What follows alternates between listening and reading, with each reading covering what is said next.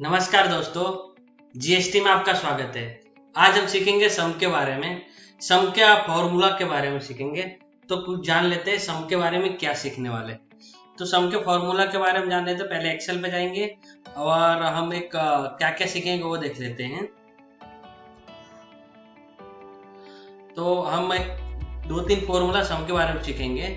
पहला देख लेंगे, पहला क्या सीखेंगे। हमने पिछले वीडियो में देखा था सम का फॉर्मूला।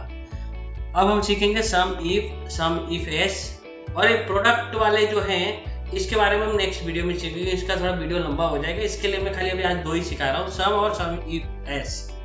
ठीक है, काउंट इफ और काउंट इफ एस के बारे में आप लोगों ने सीखा था।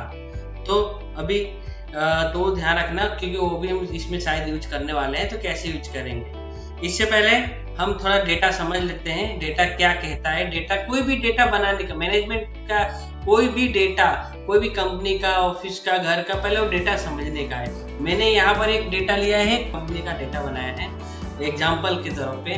तो इसमें कैसा है, यहाँ पर दुकान के नाम लिखे हैं और यहाँ पर वो दुकान बंद हो गया है, चालू है। ACT मतलब एक्टिवेशन और DCT मतलब डीएक्टिवेशन।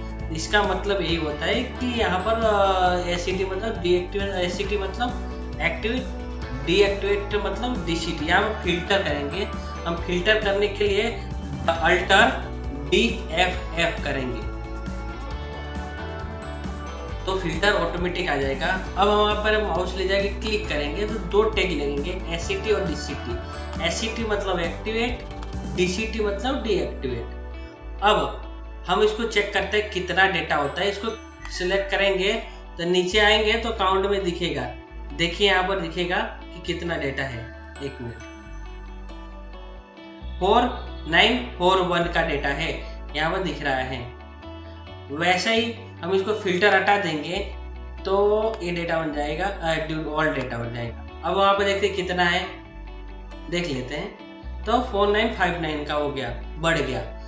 अब हम डेटा समझ लेते हैं। एक दुकान है जैसे कि आसमा किराना स्टोर, एक एक्टिव है और उसका डीलर मतलब रिटेलर आईडी, जो भी आईडी बोल सकते हैं, कुछ भी आईडी अगर दिया जाता है वो आईडी है 045 से।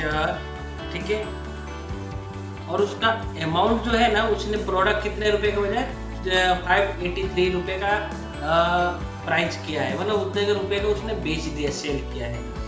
ठीक है, किस एग्जीक्यूटिव ने बेचा, तो महेश नाम का बंदा एग्जीक्यूटिव, उसने बेचा। उसका मैनेजर कौन है, सुनील भाई।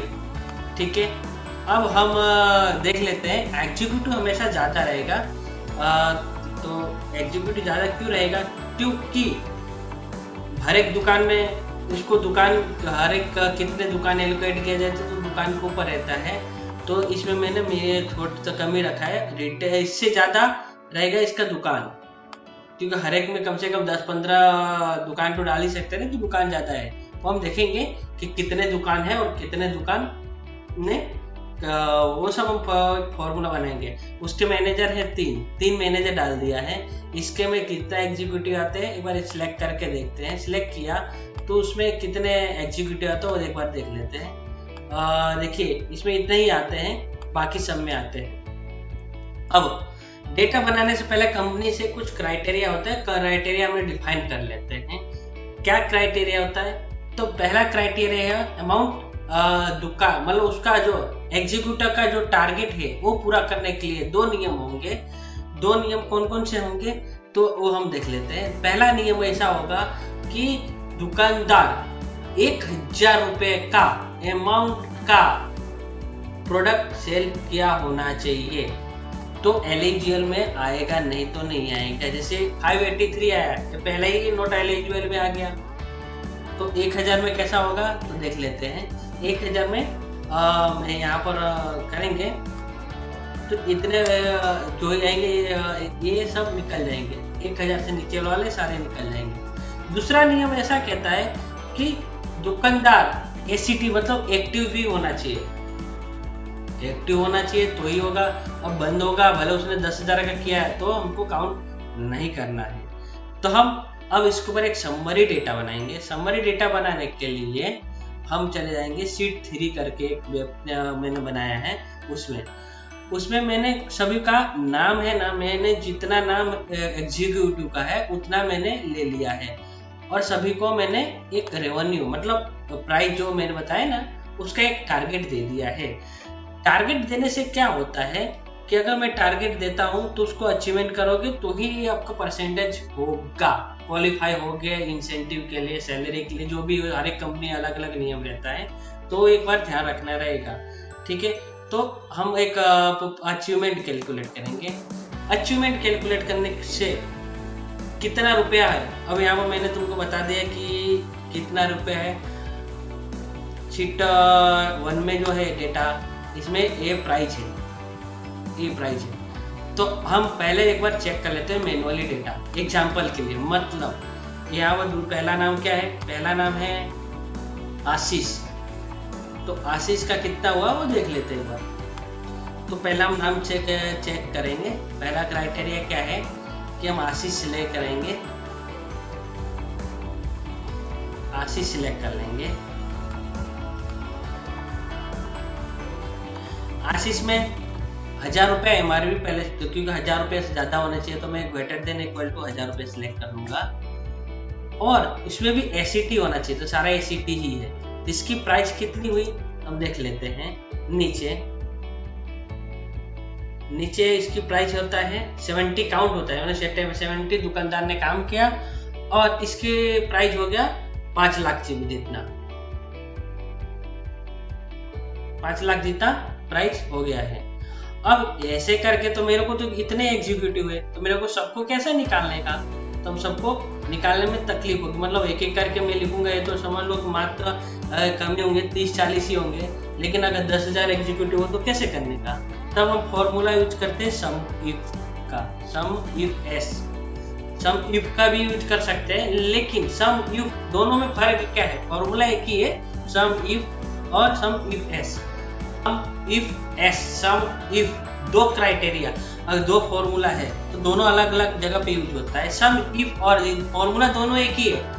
इफ मतलब एक ही क्राइटेरिया हो, तो मतलब मेरे पास तो एक क्राइटेरिया नाम तो मान लो मेरे को नाम तो मिल जाएगा, लेकिन साथ साथ में एक्टिव भी लेने का है।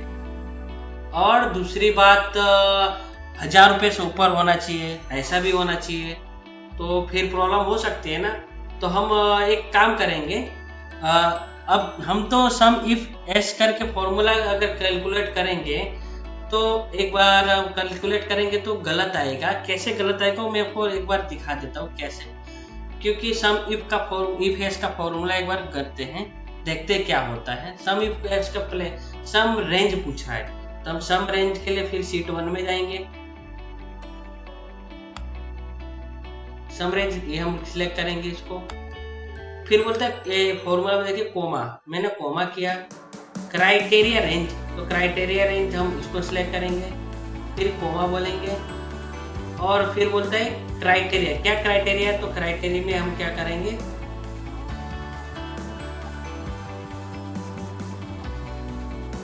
शीट 1 में T3 में जाएंगे और हम उसको क्राइटेरिया में आशीष मतलब पहला कॉलम सिलेक्ट करेंगे।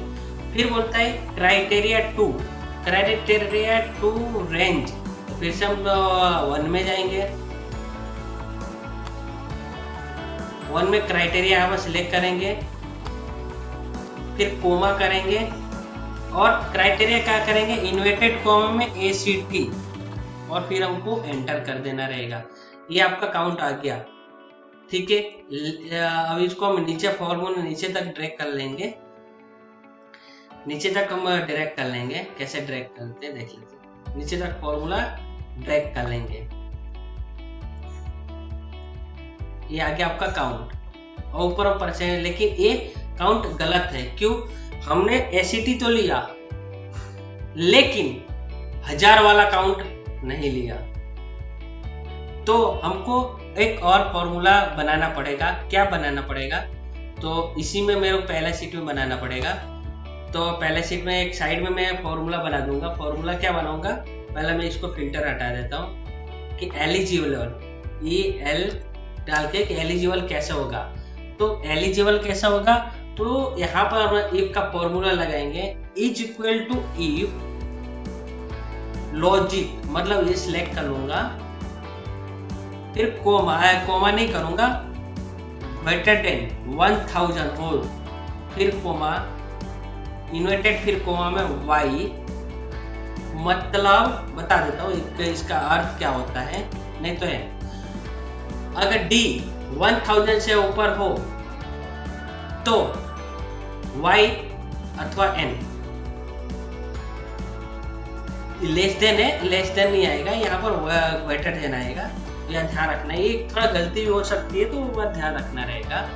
तो y अथवा n आना चाहिए और एंटर करेंगे तो n आ गया, मतलब ये नहीं है। तो नहीं कैसे, क्योंकि ये इतना ही है। अब इसको हम फॉर्मूला को नीचे तक ड्रैग कर लेंगे,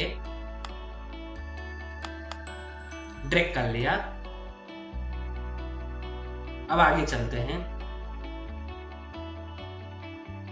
अब हम शीट 2 में फिर से जाएंगे जहां पर हम फॉर्मूला लगाए। अब हमारे पास एक और क्राइटेरिया आ गया।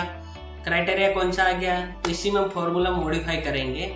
हम कुछ चेंज नहीं करेंगे, इसी में थोड़ा मॉडिफाई करेंगे। लास्ट में हम कोमा ऐसे ही डालेंगे ना, तो एक और क्राइटेरिया जनरेट होगा। पूछेगा क्राइटेरिया रेंज 3, पहला हमने सिलेक्ट किया नाम, दूसरा स्टेटस सिलेक्ट किया, अब तीसरा सिलेक्ट करने को क्या बोला है 3 मतलब अब तीसरा क्राइटेरिया में रेंज सिलेक्ट करेंगे। तो रेंज सिलेक्ट करने के लिए फिर से हम जाएंगे शीट 1 पे, और शीट 1 पे हम लास्ट वाला फिर से कॉलम सिलेक्ट कर लेंगे पूरा सिलेक्ट कर लेंगे। फिर कोमा करेंगे और इन्वर्टेड कोमा में y लिखेंगे, जो y हो वही कैलकुलेट होगा वरना नहीं होगा, ये हमने लिख दिया। फिर ओके करके एंटर करेंगे तो ये अब परफेक्ट काउंट आ गया। देखिए पहले काउंट कंट्रोल जेड करता तो पहले कुछ और था, अभी कुछ और हो गया। क्यों, क्योंकि वैल्यू पहले ओनली टोटल का था, लेकिन हमको 1000 वाला भी लेना था। तो ये देखिए फॉर्मूला के अनुसार डेटा आ गया। हमने फॉर्मूला देख लेंगे। पहला फिर से एक बार फॉर्मूला चेक कर लेंगे। पहला सम रेंज, कौन सा सम करना है, तुमको अमाउंट करना था, तो अमाउंट में शीट 1 में ये रेंज ध्यान रखना, शीट 1 में dt है। दूसरा शीट हमको क्राइटेरिया रेंज सिलेक्ट करना था, तो शीट 1 में ई सिलेक्ट किया। क्राइटेरिया शीट 3 में है। फिर शीट बी में हमने सिलेक्ट किया, नाम सिलेक्ट किया क्राइटेरिया, दूसरा हमने एक्टिव स्टेटस सिलेक्ट किया, उसमें हमने एक्टिव ले लिया। और फिर तीसरा जो क्राइटेरिया था उसमें हमने y ले लिया, तभी यहाँ पर एक काउंट आ गया और जिसका टोटल आ गया। आज के लिए इतना ही। अगर कोई जानकारी समझ में नहीं आई हो तो कमेंट बॉक्स में लिखें ताकि हम आपको समझाने में मदद करें।